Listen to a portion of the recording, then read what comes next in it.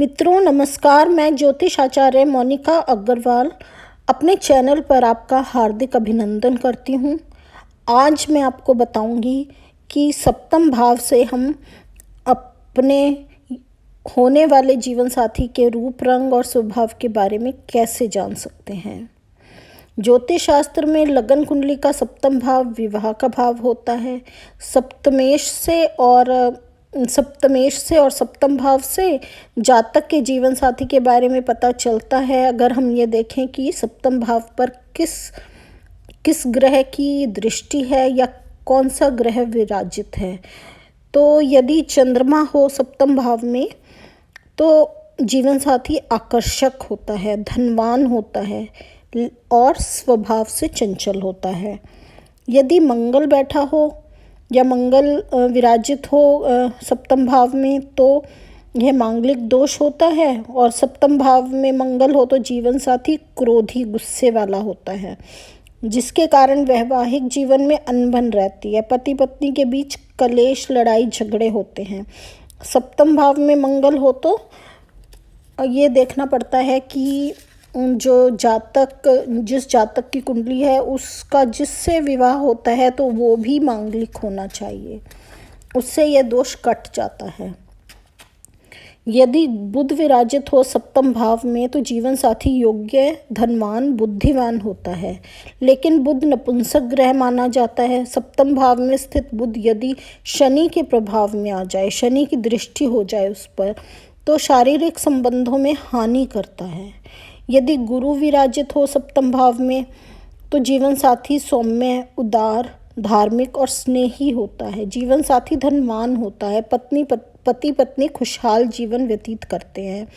विवाह के पश्चात सामाजिक व आर्थिक स्थिति अच्छी होती जाती है और जीवन साथी आयु में बड़ा होता है। सप्तम भाव में गुरु स्थित हो तो विवाह की आयु भी लंबी होती है, और यदि शुक्र स्थित हो तो सप्तम भाव में जीवन साथी आकर्षण युक्त होता है, जीवन साथी धनवान होता है, भाग्यवान होता है, वैवाहिक जीवन बहुत आनंदमय होता है, पति पत्नी में प्रेम होता है। यदि शनि हो तो शनि सप्तम भाव में स्थित हो तो विवाह में देरी होती है, क्योंकि शनि मंदा है। जीवन साथी आयु में बड़ा या विचारों में बड़ा होता है। शनि अलगाववादी ग्रह है, जिसके कारण वैवाहिक जीवन में दुख, कष्ट प्राप्त होते हैं तथा तलाक की संभावनाएं भी हो सकती हैं।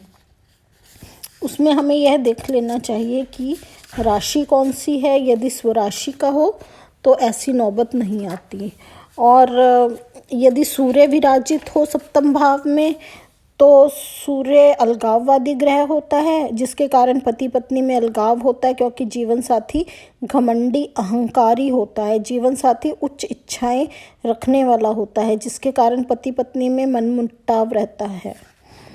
अब हम बात करेंगे राहु और केतु की। यदि सप्तम भाव में राहु विराजित हो तो राहु सप्तम भाव में गुप्त अंगों में दोष होता है। राहु अलगाववादी, गैर परंपरावादी ग्रह है। राहु के सप्तम भाव में स्थित होने से पति पत्नी में तलाक की संभावनाएं अधिक हो जाती हैं। जीवन साथी झगड़ालू होता है।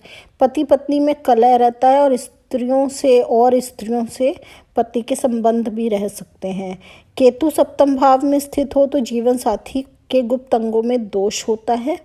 जीवन साथी झगड़ालू, घमंडी होता है तथा सप्तम भाव में स्थित केतु के कारण तलाक भी हो सकता है। तो हमने यह पाया कि केतु, राहु, सूर्य, शनि, जब ये 4 ग्रह हों तो थोड़ा तलाक की होने की संभावनाएं हो जाती हैं। यदि मंगल हो तो मांगलिक दोष होता है, तो मांगलिक ही पत्नी या पति से विवाह करें तो यह दोष आपस में कट जाता है और फिर कोई दिक्कत नहीं रहती है।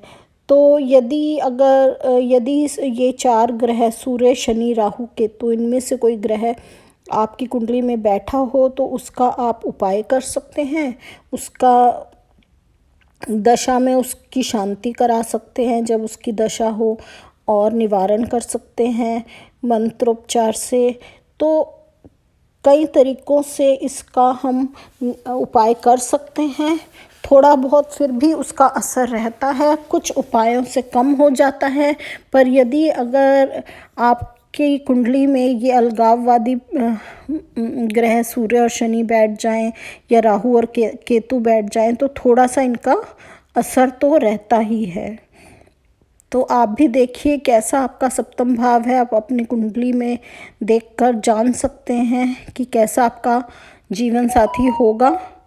तो अगर आपको मेरी यह वीडियो अच्छी लगती है तो आप मेरे चैनल को सब्सक्राइब कर सकते हैं।